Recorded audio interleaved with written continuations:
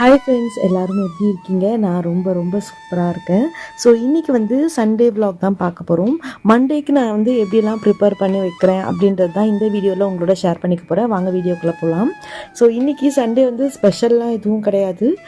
சும்மா ஒரு கிரேவி மாதிரி பண்ணிவிட்டு முட்டை பொடி மாஸ் தான் பண்ண போகிறேன். ஸோ இந்த கிரேவி வந்து அப்படியே சிக்கன் கிரேவி மாதிரி இருக்கும். நீங்கள் வந்து இதில் சிக்கன் வேணாலும் போட்டு பண்ணலாம். பட் நான் வந்து இன்றைக்கி உருளைக்கிழங்கு தான் போட்டு பண்ண போகிறேன்.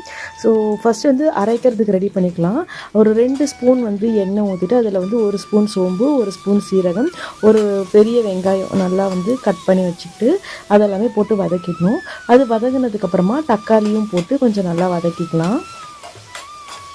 இது ரெண்டுமே வதங்கினதுக்கப்புறமா கொஞ்சமாக வந்து ஒரு 2 இல்லை 3 ஸ்லைஸ் அளவுக்கு இஞ்சி துண்டு போட்டுக்கணும். இஞ்சி கூடவே வந்து ஒரு 6லேருந்து 7 பூண்டு பல்லியும் போட்டு நல்லா வதக்கிக்கலாம்.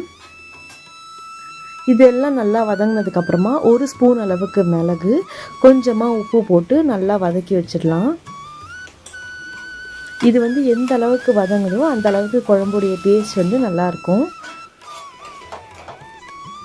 ஸோ இது இப்போ வதங்கிடுச்சு. கொஞ்சம் நல்லா ஆற வச்சு அரைச்சி எடுத்துக்கலாம். இப்போ குழம்பு தாளிக்கிறதுக்கு வந்து பட்டை, கிராம்பு, அந்த பிரியாணி ஸ்பைசஸ்லாம் போட்டு கொஞ்சமாக கருவேப்பிலை போட்டு ஒரு இல்லை 1.5 சின்ன வெங்காயம், சின்னதாக கட் பண்ண வெங்காயத்தை வந்து நம்ம போட்டு நல்லா வதக்கிக்கலாம். இது கூடவே வந்து ஒரு தக்காளியும் நான் கட் பண்ணி வச்சுருக்கேன். அந்த தக்காளியும் போட்டுக்கலாம். உங்களுக்கு அளவு கொஞ்சம் கூட வேணும்னா வெங்காயம் தக்காளியோட அளவு வந்து இன்னும் கொஞ்சம் இன்க்ரீஸ் பண்ணிக்கோங்க. நான் இந்த குழம்புக்கு வந்து உருளைக்கிழங்கு தான் போட்டு பண்ணுறேன். நீங்கள் சிக்கன் அது கூட நீங்கள் போட்டு பண்ணலாம். இல்லை வெஜ்லேயே வேணும்னா இந்த பலா கொட்டர்ஸ் இல்லையா, அதே மாதிரி வந்து மீல் மேக்கர் இதெல்லாமே போட்டு பண்ணிக்கலாம். ஸோ இது கூட வந்து 1/2 ஸ்பூன் அளவுக்கு மஞ்சத்தூளும் 1.5 ஸ்பூன் அளவுக்கு மிளகாத்தூளும் சேர்த்துருக்கேன்.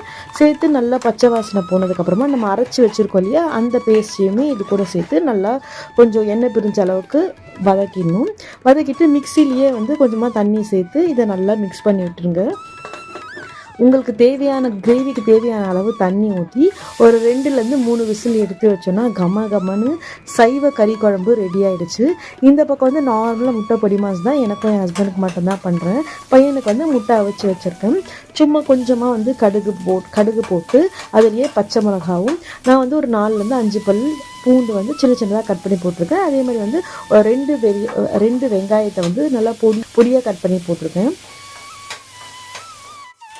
இந்த பக்கமும் வந்து விசில் வந்துருச்சு பாருங்கள். ஓப்பன் பண்ணும் போதே நல்ல ஸ்மெல் அந்த கிரேவி.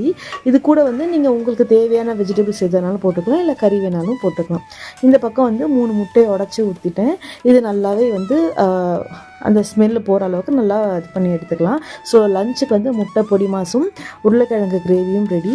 சாப்பிட்டு முடித்து கொஞ்சம் நேரம் ரெஸ்ட் எடுத்தாச்சு. ஸோ வெஜிடபிள்ஸ் வந்து நான் பிளிங்கிட்டில் தான் ஆர்டர் போட்டிருந்தேன். நாளைக்கு வந்து அதாவது மண்டே நெக்ஸ்ட் வீக்குக்கு தேவையான வெஜிடபிள்ஸ் எல்லாமே வாங்கியாச்சு. இந்த பழக்கம் வந்து கொரோனா டைமில் வந்தது.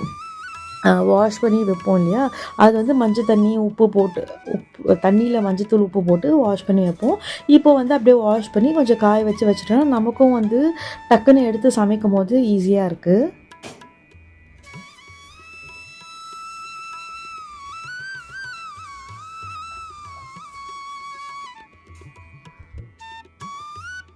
இது வந்து நம்ம இந்த மாதிரி ஃபஸ்ட்டே செஞ்சுட்டோம் அப்படின்னா நம்ம வந்து ஒரு காலையில் அவசரமாக சமைக்கும் போது அப்போது அந்த நேரத்தில் எடுத்து க்ளீன் பண்ணிட்டு இருக்கணுன்ற அவசியம் இல்லை. இப்போவே எல்லாமே க்ளீன் பண்ணி தனித்தனியாக அந்த கண்டெய்னரில் போட்டு நான் வச்சிடுறேன். பச்சை மிளகா வந்து நிறையவே வந்து பழுத்து போன மாதிரி இருந்தது. அதெல்லாமே நான் வந்து வெளியே எடுத்துட்டேன்.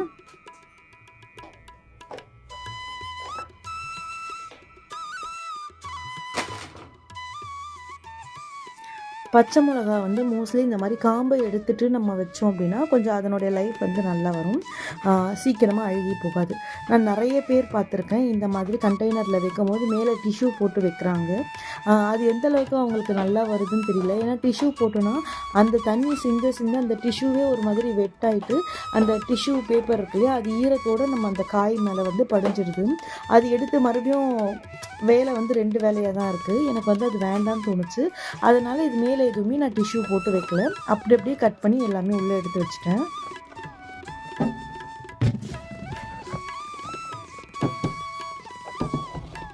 நெக்ஸ்ட் வீக் தேவையானது எல்லாமே ரெடி பண்ணியாச்சு. இதை முடிச்சுட்டு நான் வீட்லேயே வந்து ஹேர் ஆயில் தான் ரெடி பண்ண போகிறேன். ஸோ டெலிவரி ஆனதுக்கப்புறம் ரொம்ப ஹேர் ஃபால் இருந்தது. நான் இந்த ஹேர் ஆயில் தான் யூஸ் பண்ணிட்டு இருந்தேன். முடி நல்லா வளர்ந்துச்சு.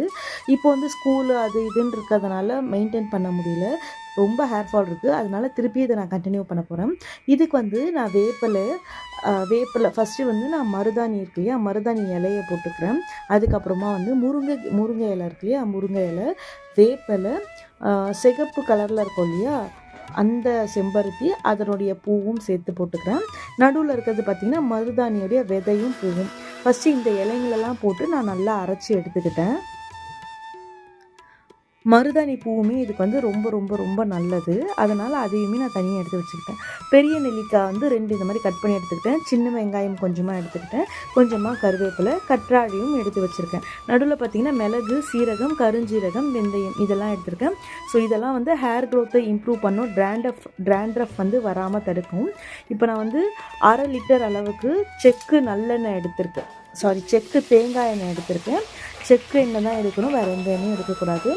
எண்ணெய் நல்லா காஞ்சி வந்ததுக்கப்புறமா ஃபஸ்ட்டு வந்து நம்ம சின்ன வெங்காயமும் அந்த பெரிய நெல்லிக்காயும் வந்து நல்லா ஒரு மாதிரி நசுக்கி வச்சுருக்கோம் இல்லையா, அதை போடணும். அது நல்லா இப்படி பொரிஞ்சு வரணும்.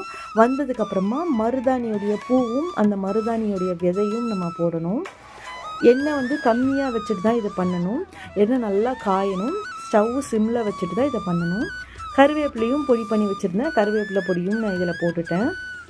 அதுக்கப்புறம் நம்ம வந்து நல்லா கிரைண்ட் பண்ணி வச்சுருந்த இலையெல்லாம், வேப்பிலை, இந்த செம்பருத்தி இலைலாம் கிரைண்ட் பண்ணி இல்லையா, அது எல்லாமே போட்டு நல்லா மிக்ஸ் பண்ணி விடுங்க. அடி பிடிச்சிடக்கூடாது. மோஸ்ட்லி கேஸ் வந்து கம்மியிலேயே தான் இருக்கணும். சிம்மில் வச்சு தான் நம்ம இதை பண்ணணும். ஸோ இது வந்து ஹேர் க்ரோத்தை நல்லா இம்ப்ரூவ் பண்ணும். நான் பழைய என்னுடைய ஹேரோட வீடியோஸு அந்த ஃபோட்டோஸ் தான் நான் அட்டாச் பண்ணுறேன் பாருங்கள். இது வந்து கற்றாழை ஜெல், அதாவது ஆலோவேரா ஜெல் நம்ம ஃப்ரெஷ்ஷாக எடுத்துக்கணும். நீங்கள் வந்து கடையில் வாங்கினதெல்லாம் வந்து யூஸ் பண்ணக்கூடாது. கற்றாழை எங்கேயுமே கிடைக்கும். அது வந்து நீங்கள் எடுத்து கொஞ்சமாக அந்த ஜெல் மட்டும் எடுத்து வச்சுக்கோங்க. இது நல்லா பொரிஞ்சதுக்கப்புறமா நான் வந்து வெந்தயம் சேர்த்துக்கிறேன். வெந்தயம் கூடவே கொஞ்சமாக வந்து சீரகமும் கருஞ்சீரகமும் சேர்த்துக்கிறேன். கருஞ்சீரகம் வந்து ரொம்பவே நல்லது, ஹேர் நல்லா க்ரோத் பண்ணும். ஸோ இப்போ இது எல்லாமே வந்து நல்லா இந்த மாதிரி பொரிஞ்சு வரணும். எடுத்து நம்ம கையில் எது பார்த்தாலே வந்து நல்லா முறுமுறுன்னு இருக்கணும் அந்த நம்ம போட்ட அந்த இலை எல்லாமே. இல்லைனா வந்து நம்ம சரியாக அது பொரியாமல் நம்ம எடுத்துட்டோன்னா தலையில் டேண்ட்ரஃப் வரதுக்கு சான்சஸ் இருக்குது. இப்போவே பாருங்கள், ஆயில் வந்து என்ன கலரில் நல்லா க்ரீனிஷாக தெரியுது. ஸோ இது வந்து நல்லா சிம்லேயே வச்சு நல்லா இந்த எண்ணெய் கொதித்து இந்த மாதிரி பபுள்ஸ் எல்லாம் அடங்கணும். பாருங்கள், நம்ம போட்ட அந்த இன்க்ரீடியண்ட் எல்லாமே வந்து ஒரு மாதிரி நல்லா பொரிஞ்ச மாதிரி இருக்கு இல்லையா, கோல்டன் ப்ரௌன் கலரில் வந்துடுச்சு. இந்த ஸ்டேஜில் வந்து நான் வந்து ஸ்டவ் ஆஃப் பண்ணிடுறேன். இது வந்து ஆஃப் பண்ண உடனே மூடி போட்டு க்ளோஸ் பண்ணக்கூடாது. ஏன்னா அந்த ஆவி தண்ணி எல்லாமே இதுலேயே கொட்டிடும், அப்புறம் எண்ணெய் வேஸ்ட் ஆகிடும். நல்லா ஆறுனதுக்கப்புறம் மூடி வச்சுட்டு நெக்ஸ்ட் டே மார்னிங்குக்கு நல்லா எண்ணெய் வந்து கீழே படிஞ்சிருக்கு. ஒரு ஒயிட் கிளாத் வச்சு நல்லா ஃபில்டர் பண்ணி இந்த பாட்டிலில் ஊற்றி எடுத்துக்கிட்டேன். ரெகுலராக நீங்கள் தேய்க்கலாம், இல்லை தேய்ச்சிட்டு கூட ஹேர் வாஷ் பண்ணிக்கலாம். இந்த ஃபோட்டோ எல்லாமே வந்து கூகுள் மெமரிஸில் காமிச்சிது. லாஸ்ட் இயர் எடுத்த ஃபோட்டோ. எந்த அளவுக்கு ஹேர் வந்து லாங்காக இருக்குது பாருங்கள். சரியாக பராமரிக்கலை, எண்ணெய் காய்ச்சி வைக்கிறதுக்கு டைம் இல்லை, அதனால் அப்படியே விட்டு ஹேர் எல்லாமே கொட்டிடுச்சு. இப்போ ஹேர் ஆயில் காய்ச்சிருக்கோம். இதுக்கப்புறம் வந்து ரெகுலராக ஹேர் ஆயில் அப்ளை பண்ணி ஹேர் எந்த அளவுக்கு க்ரோத்தாக இருக்குன்னு உங்களுக்கு அப்டேட் பண்ணுறேன். பிடிச்சிருந்தா வீடியோக்கு ஒரு லைக் கொடுத்துட்டு மறக்காமல் நம்ம சேனலையும் சப்ஸ்கிரைப் பண்ணிக்கோங்க. தேங்க்யூ.